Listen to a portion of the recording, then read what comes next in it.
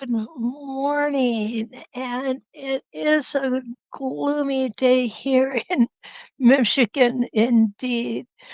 Carlos here from Oklahoma City, Oklahoma, home of NBA championships champions, the Oklahoma City Thunder. Congratulations, Oklahoma City.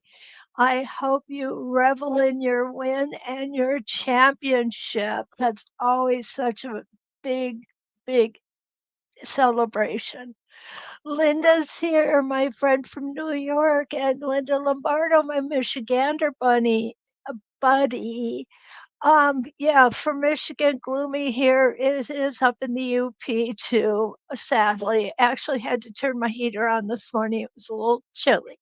And Cactus Deb is here from Glendale, Arizona, where she probably is not too chilly, or at least won't be by the time the sun comes up. Hi, Di is here from Southern California. Good to see you again. And Pam from Maine. And Monica from Durand, Illinois. I think I got that right, Monica. Please correct me if I'm wrong. Mary Lou's here from Western New York, Cayuga County, right?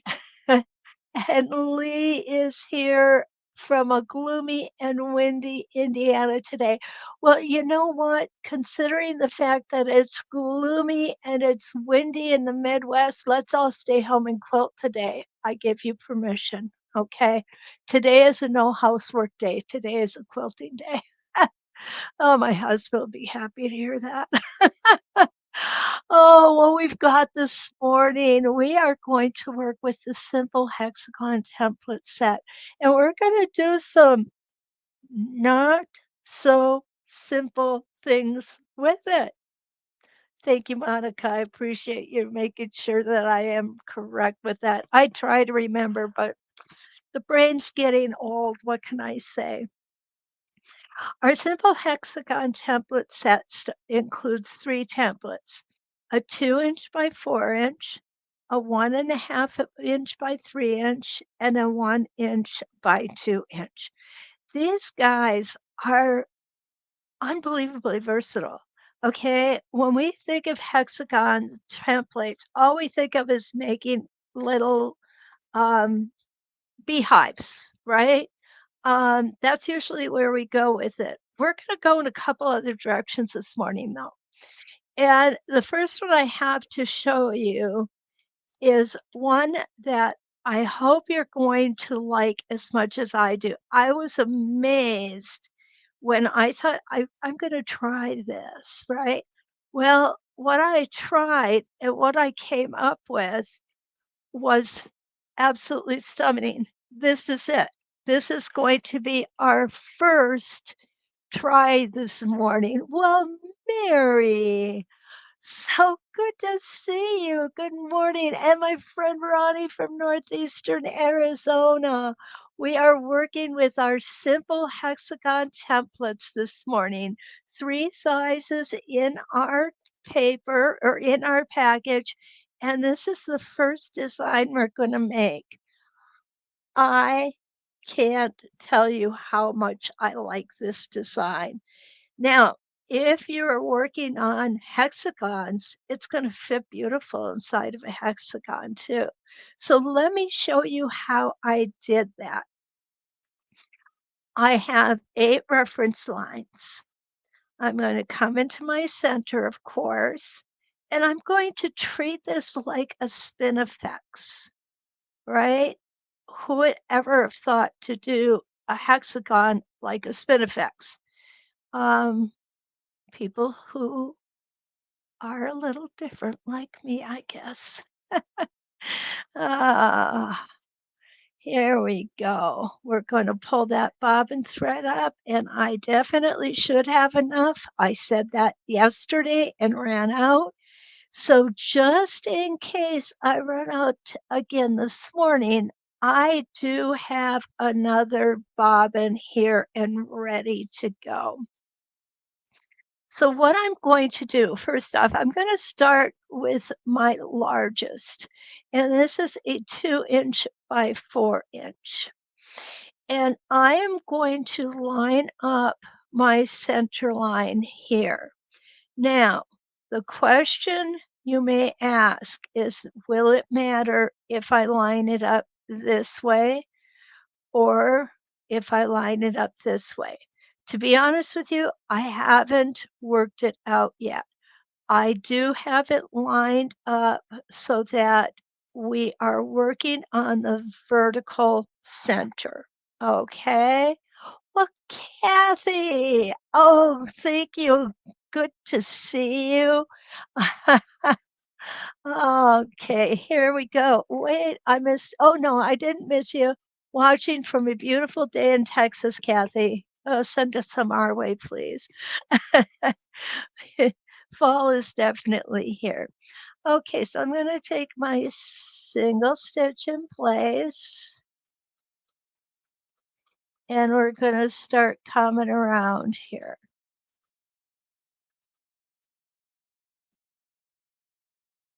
And we're going to hesitate in each one of our corners. Let me go ahead and get this extraneous thread out of the way. And those of you who were with me last night and I told you I thought it was the FedEx truck that was here, turns out it was my son-in-law here to deliver a surprise to me. 3 bags of dill pickle popcorn. That is the best popcorn ever. So, of course, he solidified his favorite son-in-law status. I always joke with him that he's my favorite son-in-law. Quite honestly, he's my only son-in-law. Okay, here we go. Around and round we're gonna go. I was watching these shapes as they were forming, and I looked at this one and went, "Yeah, that's kinda cool."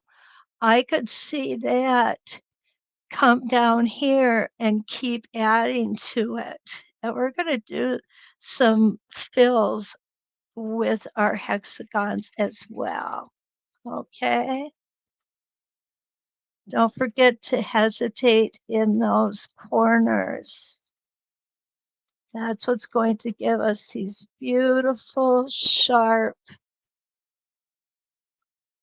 corners off of our straight lines, okay?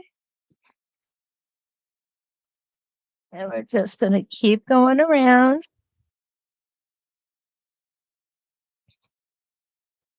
Now, I'm sure I'm not the only one who's ever thought of doing this.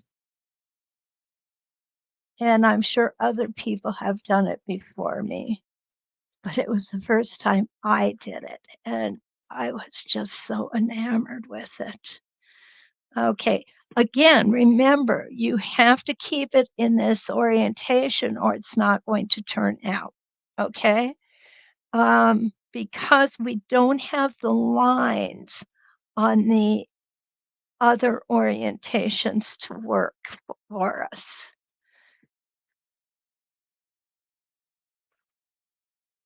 Here we go.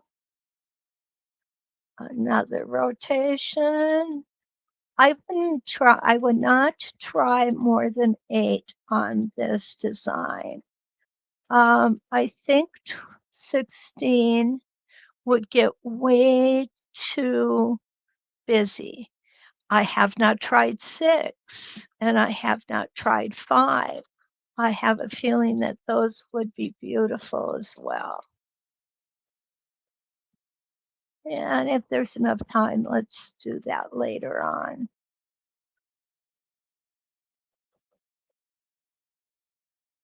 Plus, I do have another bit of a surprise that we can do with hexagons.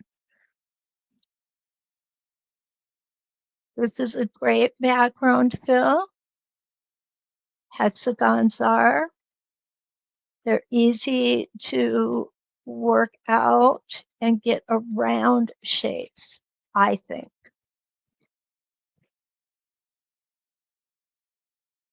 Because when we have background fills, getting around other shapes is one of the things that is so very important as we're quilting, especially if you have applique shapes on your quilt. And who doesn't love doing applique, right?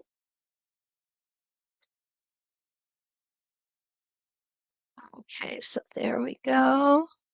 Now we're going to go ahead and take this out. We're going to, and there it is. Is that a beautiful design or what? I am just, look at this for a cornerstone on a quilt. This would be amazing, absolutely amazing. Yes, Lee, dill pickle popcorn. I love dill pickle popcorn. Oh, good morning, Joyce. How are you? Oh, goodness. Linda Shell says, I don't like applique. And it's okay. It's okay. Oh, guys, I'm so glad you like this. It really is just an unexpected bonus, I think, from our hexagons, right? Okay, let us move on. Cornerstones, perfect. Okay, I'm going to show you how we're going to just do a fill. Okay, now, I'm going to be honest with you guys, I did not practice this, so bear with me. I think what I'm going to do is start with half. And I'm gonna go in kind of an odd direction, but that's okay. That's me. I do things oddly. Of course, sometimes we come up with winners. Sometimes we have fails. It's okay. I don't mind. I don't mind failing with you guys. You are my friends. You never criticize me for fails. And I think that that's it, that trying things is really an important way of finding new ways of doing things, such as what we just did, using a hexagon as a spinifex. Who'd have thunk, right? Okay, so here we go with our little beehive. Then we're going to come up. And what happens as we're doing this is we are really getting 2 rows. Okay, now I'm going to come this way. I'm going to have my rows going this way.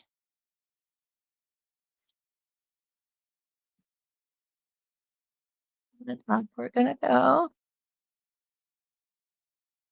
I like starting halfway.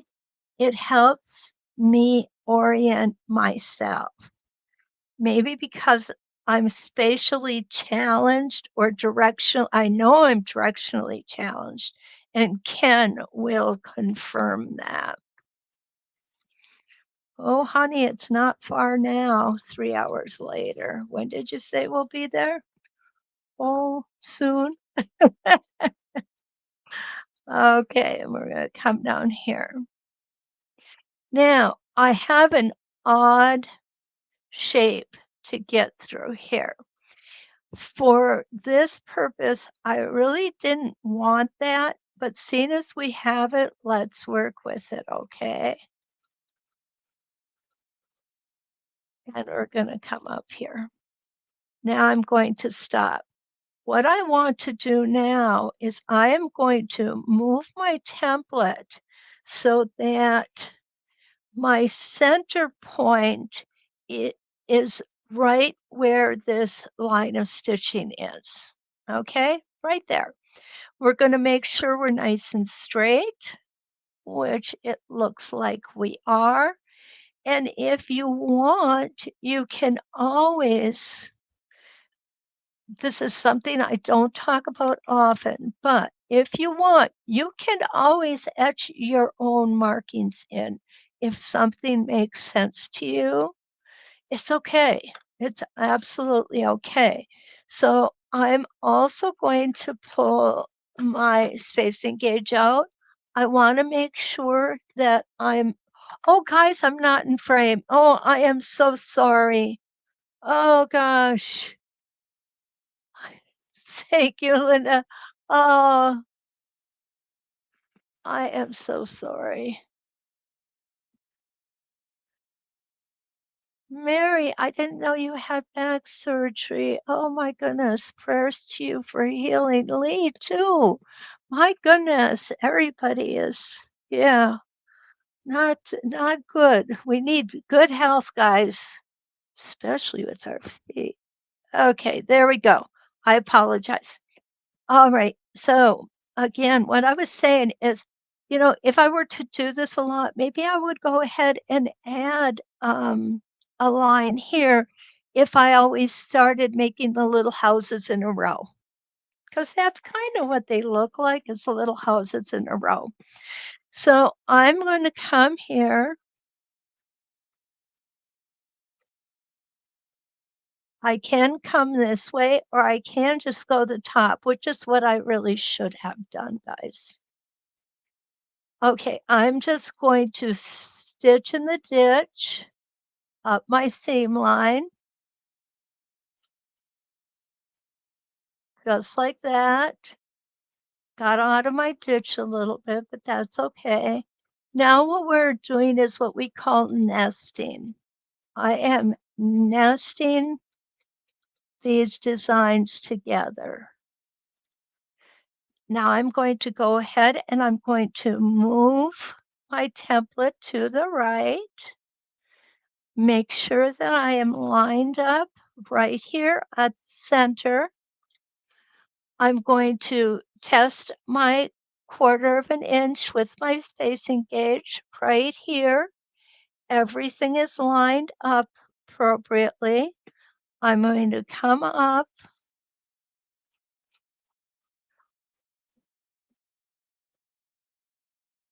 and now we're going to take off.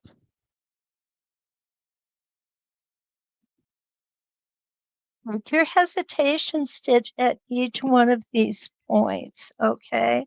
It's really going to help. Okay, if we're off, which I am by just a hair, I'm not going to worry about that. I'm going to make sure, oh, I guess I'm not off, okay? I guess I'm right on. I expected this to be over just a bit, but it's right where we need it to be. And lining up, spacing gauge, perfect. Remember to hold that spacing gauge straight on. And now we're going to go up and across. Simple design. It's very simple. It's very pretty.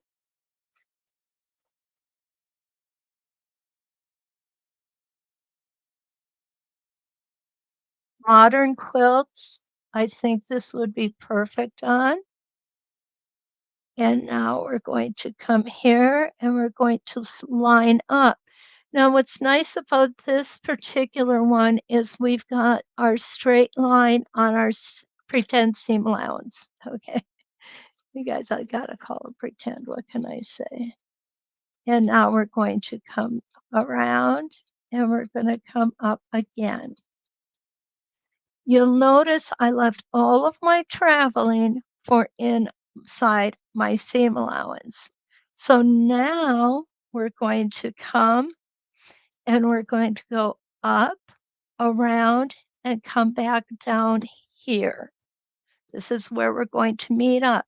And then we're just going to move our template to the left this time.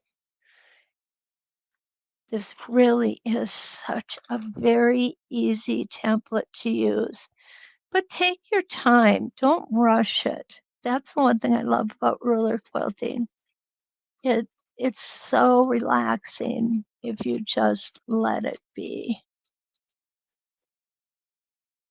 Hesitation stitch, hesitation stitch, and back down to center. Needle down, and here we go. Move across, check our gauge. Oh, see now this time I was down way too far. There we go. The other indicator is this halfway mark right here. And up we go. And across.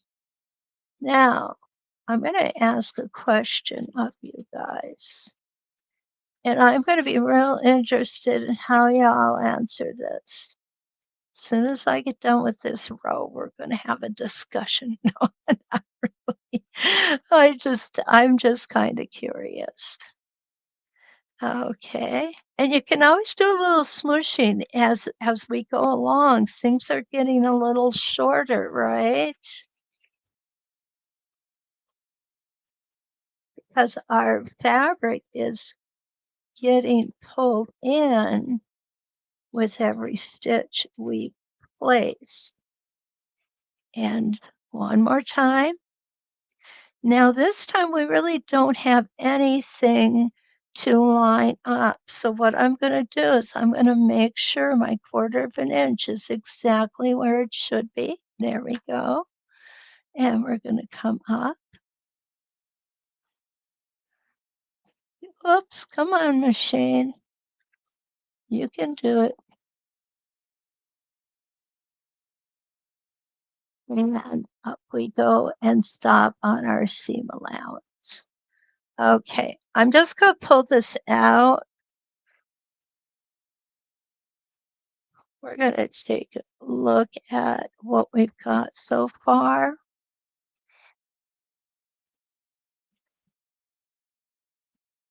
Chicken wire.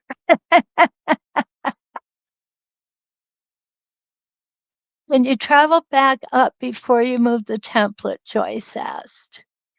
Um, you mean on the end here, where when we're at this end part, we're always going to travel on this inside line, the one that joins the two horizontally. That is the most common line for it to be traveled. And quite honestly, Joyce, it's the easiest to travel. Oh, I see what you said. Before you move between rows? If that's what you're meaning, I don't think I would try that. Um, oh, you're welcome, Di. Okay, now, question I have for y'all. Okay, yeah. I would just keep going left to right. It's Joyce, it's really quite easy to line it up to go from left to right and right to left.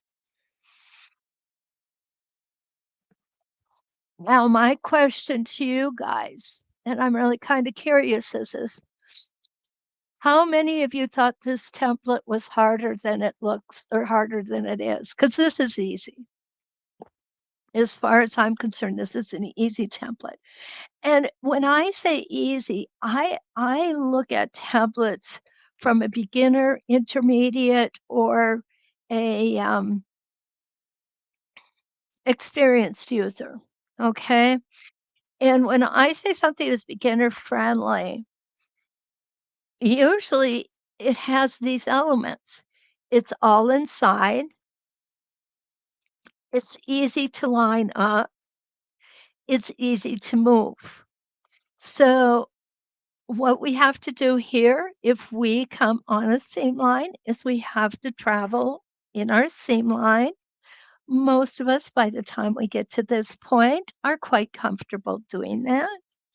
We are we're reinforcing the use of the spacing gauge by measuring to make sure we're where we need to be. So how would I grade this? You know, quite honestly, I think beginners can do this. I think if they remember the key elements, you have your vertical line lined up on the previous row.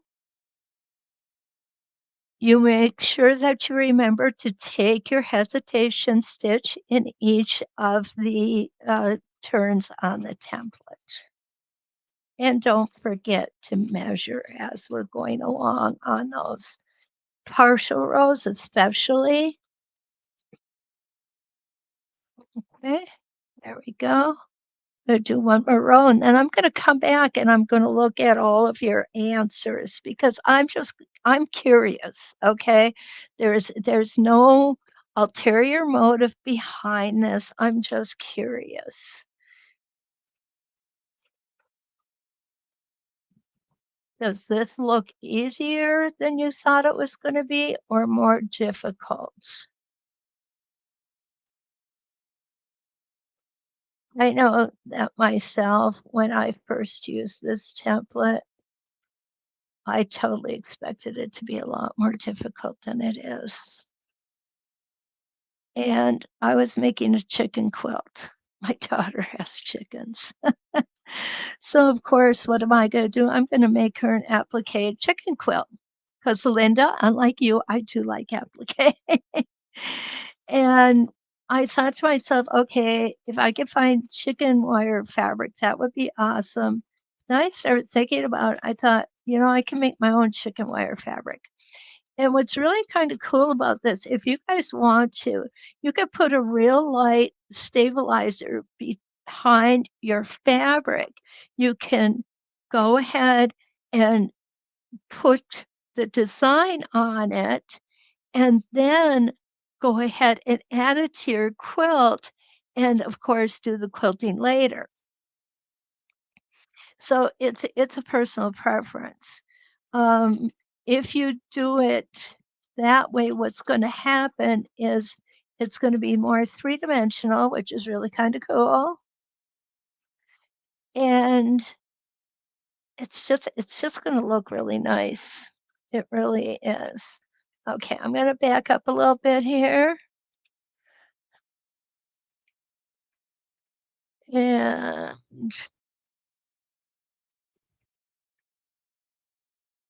there we go. There is our chicken wire. Okay. Okay, you guys, yeah, this is easy to use. It really is. And I'm really glad that you're seeing that because what I've got to show you next is also very easy to use, but very fun. This, as I said, is an all over design. And what I want to do before we move on to the next thing that I have in mind is I want to go ahead and break thread. I want to show you the difference in sizes, okay? Because different sizes, of course, can be used as different products or projects. Ugh. Okay, like last night, can't talk anymore. Um, if we have a small wall hanging, we may not want to put the largest hexagon on it. Or if we have a small hexagon quilt, we want to go a little smaller. So let's go ahead and start with the next size down. And that is going to be, now what I do is my big one. There it is. Oh, almost lost my gate. Okay, so this is our 1.5 inch by 3 inch. Okay. We're going to go ahead and take that little gate out. Well, we don't have to. We haven't started yet. Okay, we're going to pull our fabric pull our bobbin thread up.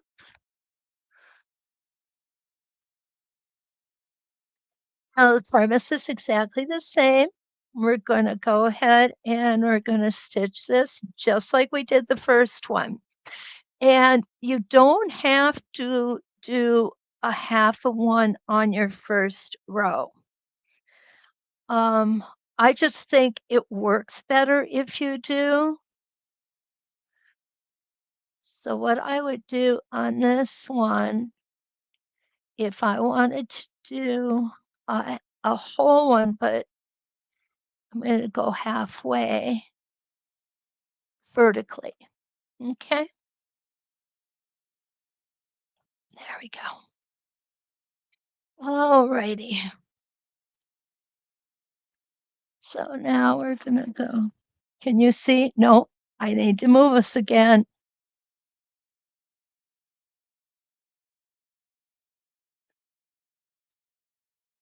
I'm going in the wrong direction, guys. Like I said, I'm directionally challenged here. There we go. Now we got it. Now let's focus. There we go.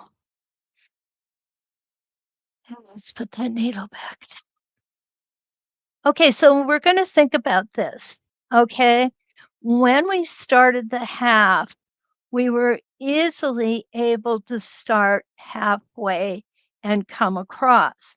But if we're going to start with half of our design vertically, we're going to come up here and back down here. Then we're going to go down and back up and move. So let's make sure that works out for us, okay? Actually, we can go, we don't have to travel up. We're going to go up here like this.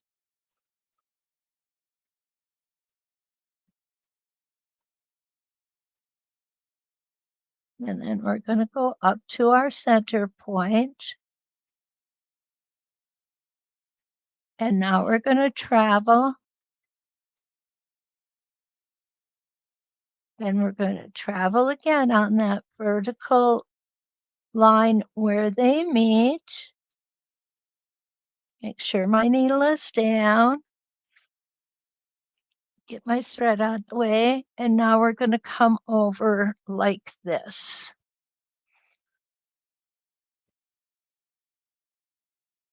No, we're not going to come over like that.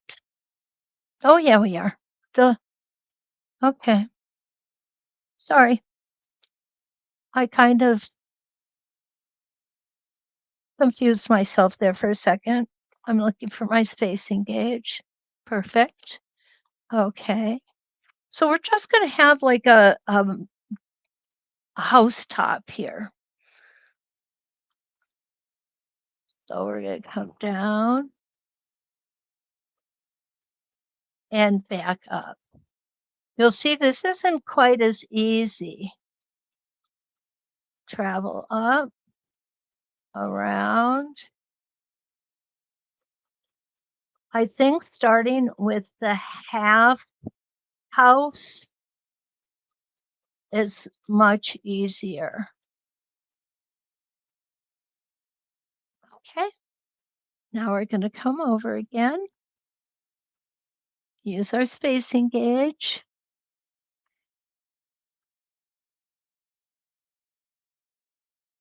There we go. Whoops. We need to come down to the center, up, and around again. And I move just a little bit.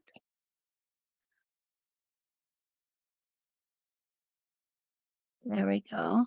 I'm just going to move it over slightly to correct that. Come down. You know,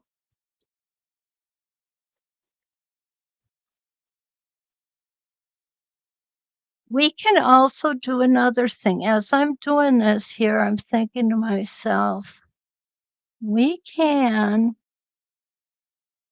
come and slide that template over before we stitch up.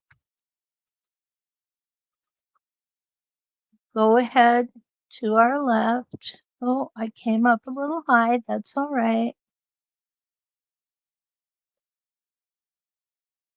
Come all the way around.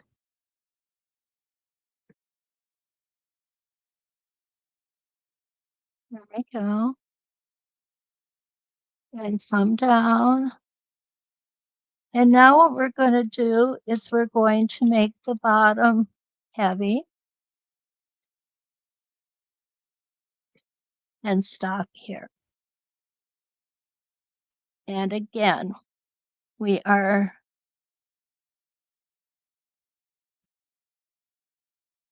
this one, I would definitely do the same.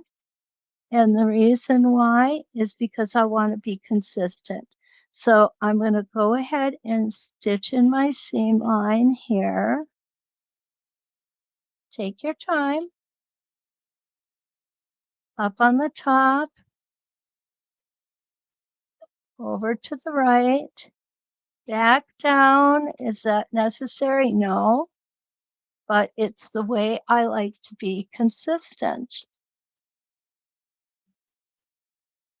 There we go. So this is the second size. So what I'm going to do is I'm going to take this guy out and I'm going to stitch up, and then we're going to figure out where we need to be on the second row.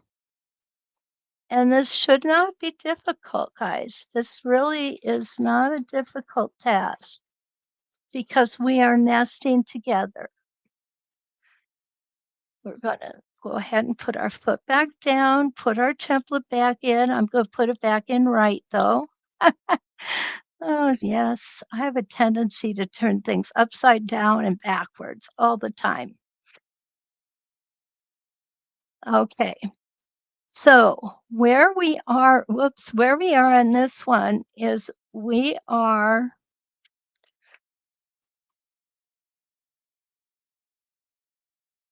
halfway. I can't believe that. We just lucked out. Well, we're almost halfway. So what I am measuring here is the distance between the tip of the previous line and the edge.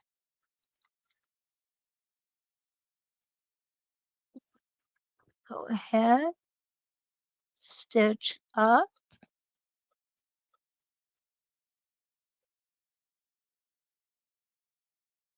and stitch down and to the point. Did I come to the point? Yeah, I guess I did. Okay. Now we can move to the left, and I am off just a little bit. I'm going to show you how I'm going to fix that. I'm not going to worry about the little bit that it's off over on this side, guys. Okay, this is on the edge. This is not a complete hexie anyway, so it's not going to be noticed. It is just not going to be noticed. So I'm going to come up.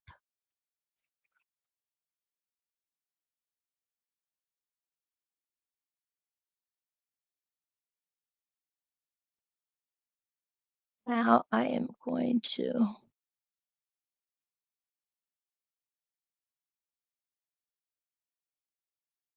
there we go. I'm going to come over.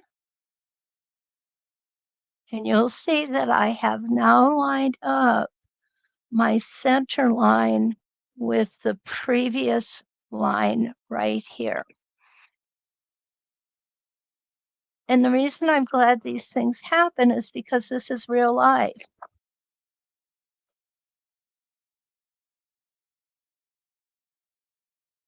And I did not have to come back up. I was thinking I was on the line before, but it's okay. I can, right? I can. Checking. There we go. Everything is lining up.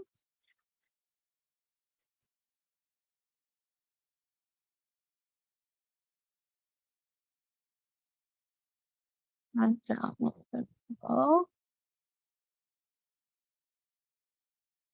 I put a stitch off there. No worries. I think this is where I got off last time. So I can fix that without anyone noticing it. I just want to make sure that I've got my 1/4 inch here and my 1/4 inch here, which I do. And we're just gonna stitch up, making sure we stay on that previous line. Just there we go.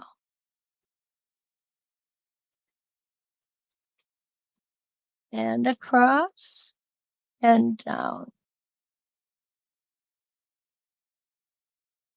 We need to come down one more stitch. And this will be our last one on this row.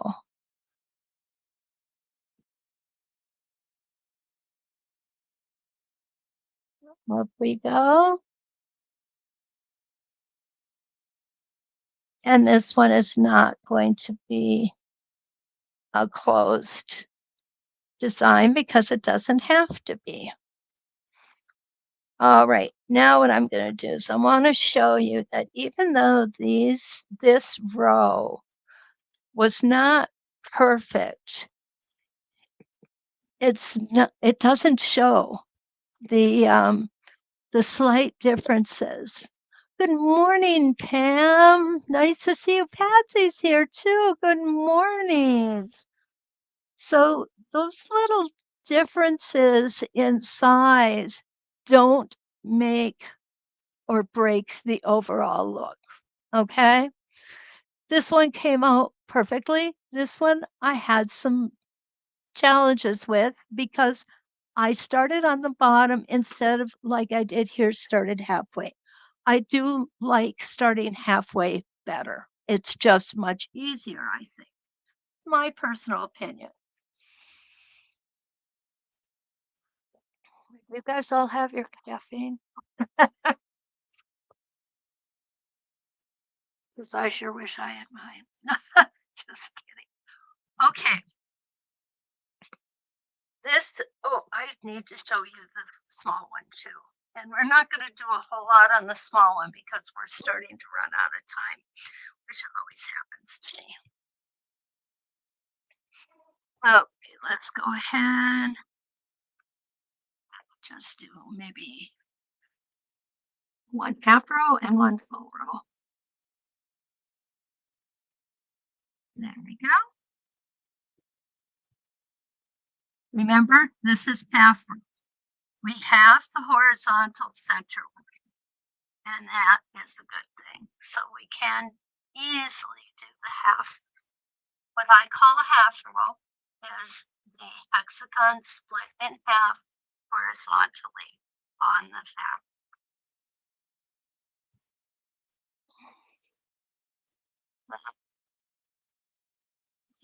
You just got disgusted with me. She's been trying to get my attention. I'm not really sure what she wants other than just mom. Here we go. Stitch in place. And this is the little one.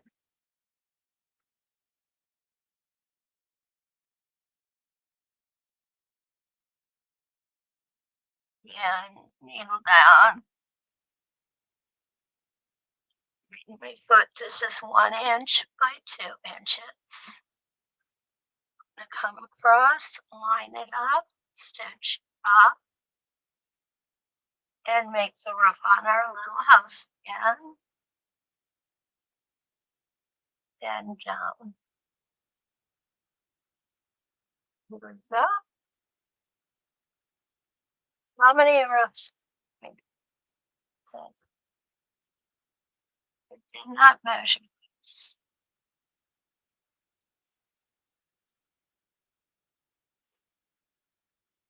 You'll see how much easier it is to start the rows off like this.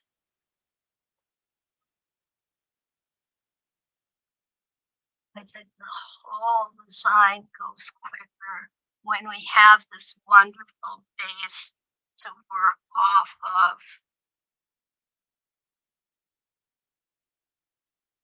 Up we go. Out we go.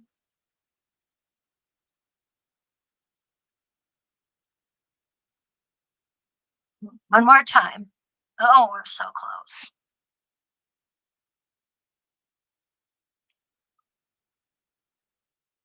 When I say close. Okay. So now what we're going to do is we're going to go ahead, line ourselves up, and we're going to travel up our seam allowance. Okay, pretend seam allowance. And we're going to keep. And I would have checked my spacing, but surprise, surprise, I dropped it. It's on the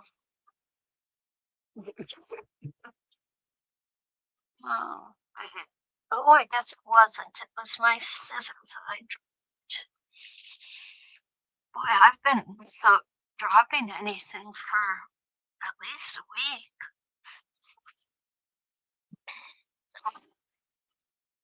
Again, we're going to move ourselves over. It doesn't matter if you do this one right.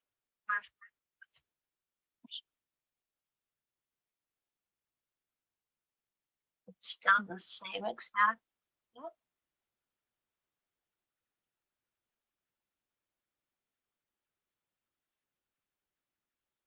There we go.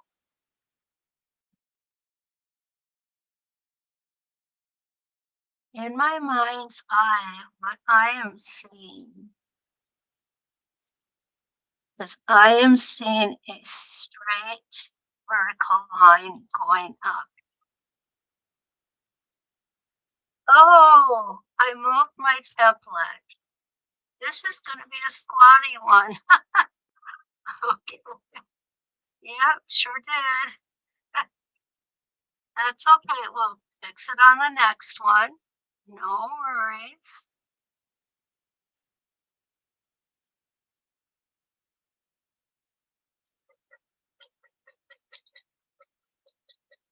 And we're gonna add one more.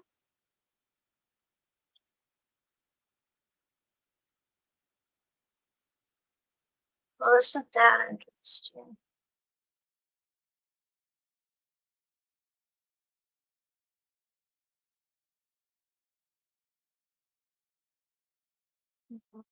We're going to finish up this one here. And again, it's going down by some like that. I don't understand. We're gonna have to figure this out. You'll see it just keeps going downhill for me. I'm not sure if it's because I turned the template or not. So that's interesting. But the point of this was to let you know about the size difference between the three. And that is it, the size difference. Okay, I'm going to put the small ones away again. I'm going to get another.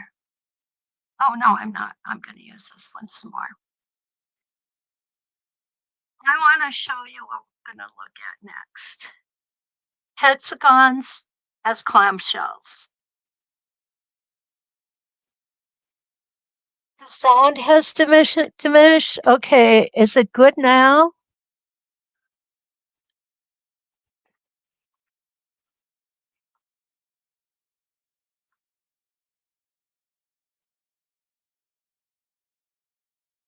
Okay. Okay, good. Thank you, Linda. Also, I want to put the link in here too for you this morning. Okay. Hexagon as clamshells. Something you would not think about. But of course, it was something I had to do. I was in a clamshell phase, and everything I touched had to be made into clamshells. It didn't last long, thank goodness. Okay, what I did was I just put some little free motion here. So I used two different sizes of the clamshells to make the, or two different sizes of hexagons to make the clamshells. And you'll see what I did was I went ahead and used that half hexie on the bottom to build up. We're going to need to put our our bigger clamshells in first. Then we can come back and put the smaller ones in. Okay. Yeah, Lee, I think what I did, I think I must have moved the microphone when I got a drink and forgot to move it back. All right, so here we go. We're not going to do an overabundant of them, overabundance. We're going to go in this direction. Oh, I want the big one first. So again, what I'm going to do is I am going to go on halfway. And I'm going to do a full one to start with, because we can do it that way as well. Okay, here we go.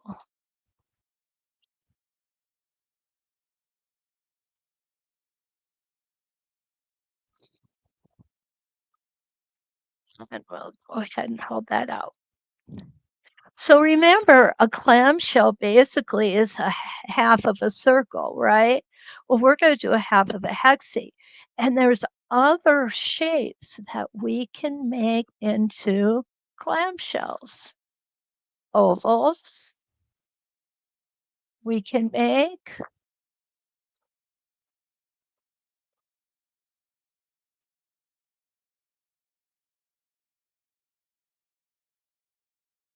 needle down. We want to make sure that we've got that needle down. And we're going to come up, do our next one.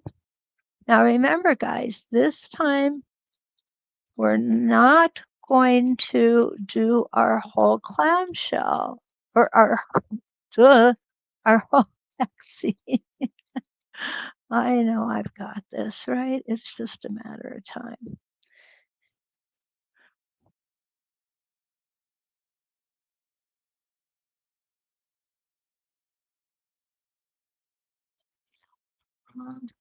Oh,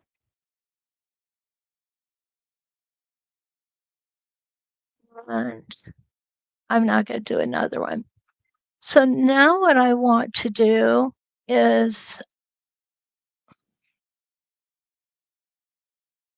I did that wrong. Oh, guys, I'm so sorry. I did that wrong. I'm holding the template wrong. Okay, erase that from your brains. Oh, it's early. What can I say? All righty. Let's get the ruler out. Let's do this again.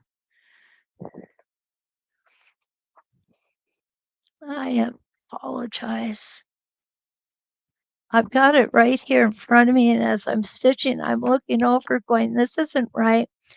So what you're going to see is I am going to stitch from here to here to here to here. And then I'm going to move it over. Okay. We're not going to use this orientation. We're going to use this orientation here. All right. Get it together, girl. Okay.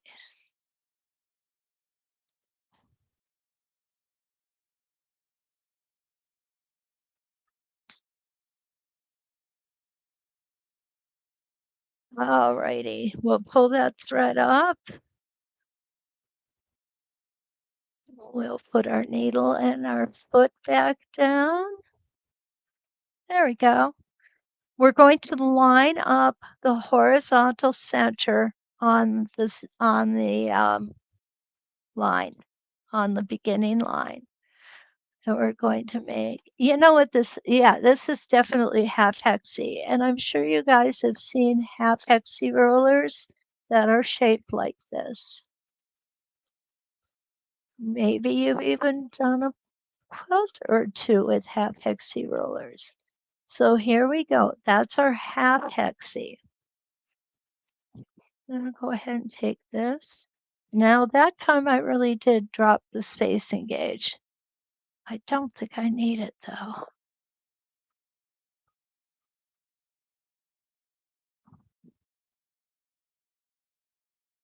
Down we're going to go. We're going to get one more in here. I think, yeah, one more.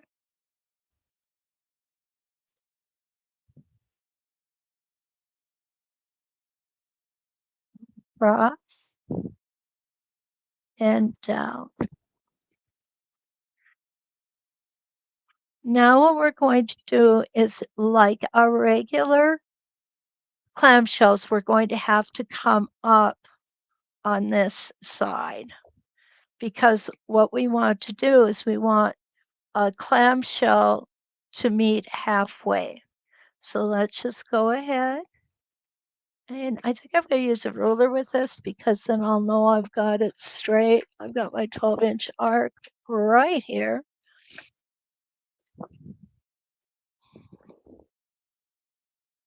There we go. Line it up.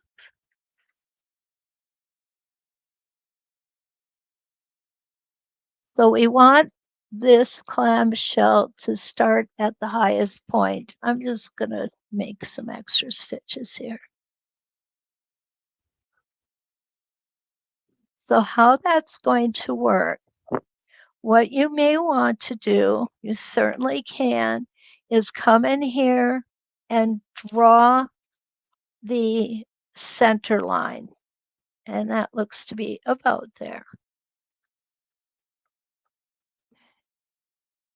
I'm going to come in and put my hexie back on.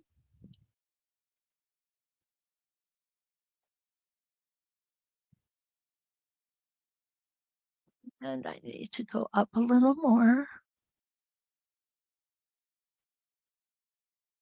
No, no, I don't. I'm holding it wrong again. I want to hold it this way. Okay. Wow, look at how close I got it. Now I'm going to take my spacing gauge.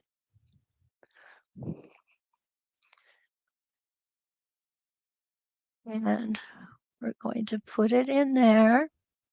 This is where we want it to end. See how close I was.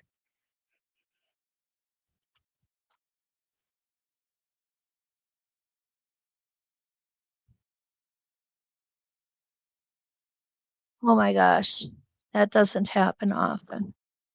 Okay, now we're just going to move it to the side. And we're going to take a look. We're lining up pretty good there, guys.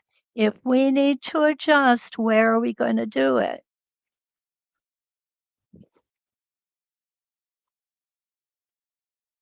We do it right on the top. I really don't believe there we need to adjust more than a quarter of a stitch. Perfect. And we're going to keep going to the side, lining up this horizontal line all the way.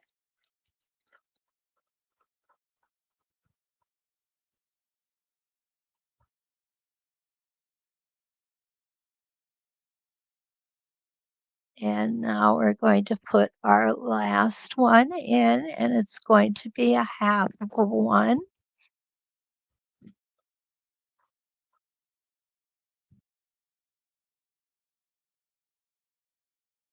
So when we come up, this time we're going to line up with the top of the previous row, and our center should come right into that little V shape.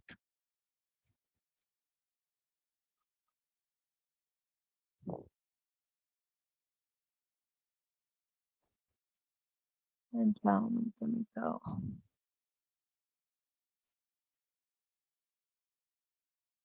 There we go. And again, we're gonna come up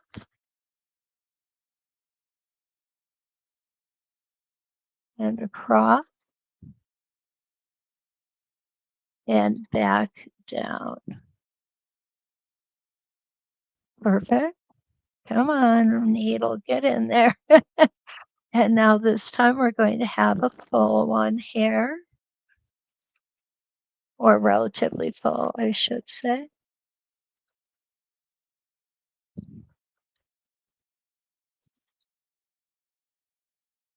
Perfect. Okay, so that's how we put our clamshells together, or our hexagons together in clamshells. Now, if you want to make an echo with your clamshells, with your hexagon clamshells, where did my other, I brought it out so I wouldn't misplace it. Oh, good morning, Jacqueline. Pam is here too. You're absolutely right, Pam. You could have a small, yeah, you could have a small one in. Oh, Di, thank you. And have a great day. Okay. Boy, today I just feel like the absent-minded professor. I'm losing things everywhere. Okay, what size is this one?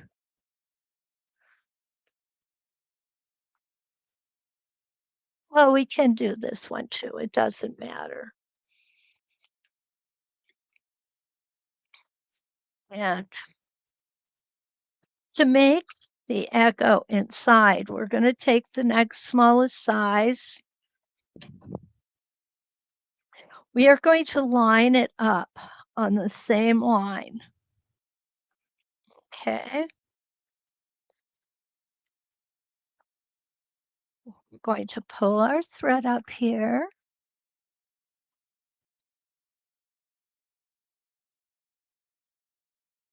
I'm going to try to pull the thread up there. Some days just doesn't pay to get out of bed, right? Okay, down we go. Hope you're all going to be able to meet me back here at 3 o'clock Central Time today. We're going to be doing the fourth quarter elevate box, and we're doing panel E today. I will be here. The presentation is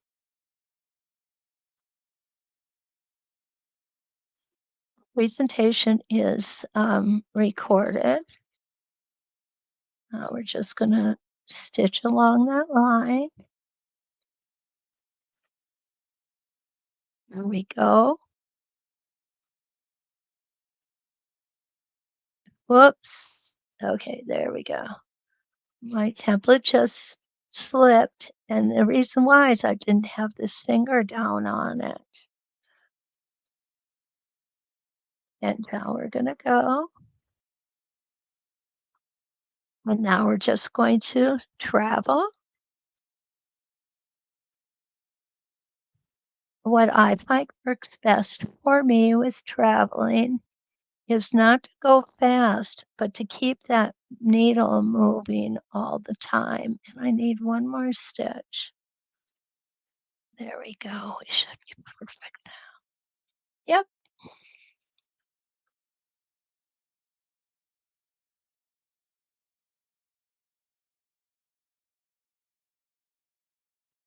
Now we're going to come over. Remember stitching in that pretend seam line and stitching up. I'm just going to move my template with me.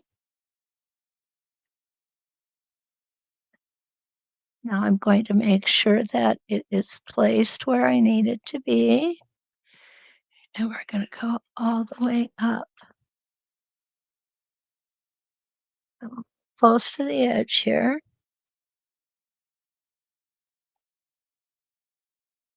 Now remember, this is a smaller template, so it's not going to come all the way to the center like the other one did. So what we're going to need to do is we're going to need to travel along the top of that clam.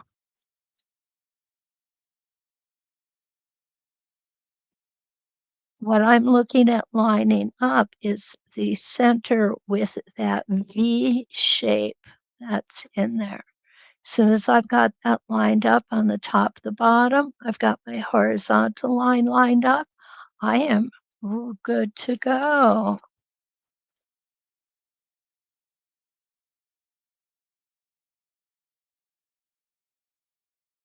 And now needle in.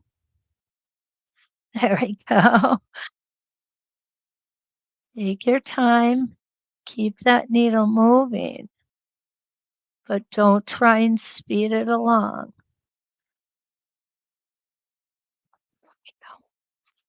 Oh, I got about another stitch here.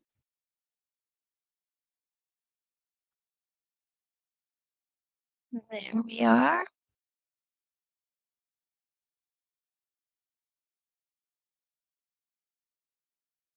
And I love these echoes. I really do.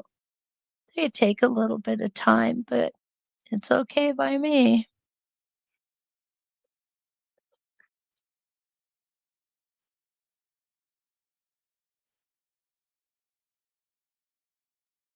There we go. We're going to do one more.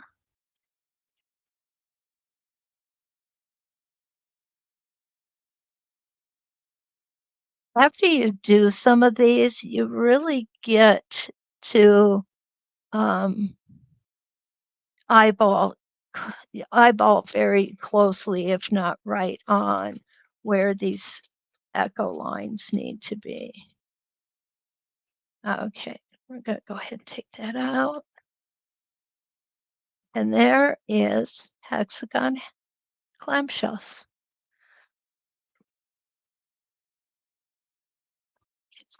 There we go. So we've actually done quite a few things with our hexagons this morning. We've made it into a spinifex. Okay, which I think is just gorgeous. I really, really like it. There is our spinifex hexagon. We've made them into clamshells, echoed clamshells, or regular clamshells. And you can always take um, a small design and put it coming right up the center here, like something like this if you want. There's our number 4 spinifex would look really pretty in there, wouldn't it? And we have seen all the sizes of hexagons that we have in our set. Linda, thank you. I hope. Oh, Jacqueline, you're in San Diego. Good place to be. That's where my dad was stationed. Oh my goodness. San Diego Zoo was really something. I don't know if it still is because I haven't been there in a long time. But anyway, thank you so much. I'm glad you guys like this. And I'm glad that we were able to look at some other ways to use it. Don't be afraid to play with your templates. I like to do it on paper first with my stitching line discs and do the unexpected because you are going to have more successes than fails. And if you have a fail, it's okay. We all do. Just keep moving forward. So, if you're inclined, please like, subscribe, and share.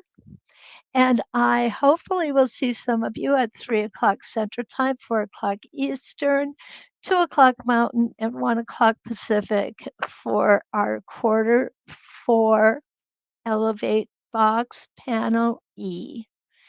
and until we meet again, let's quilt.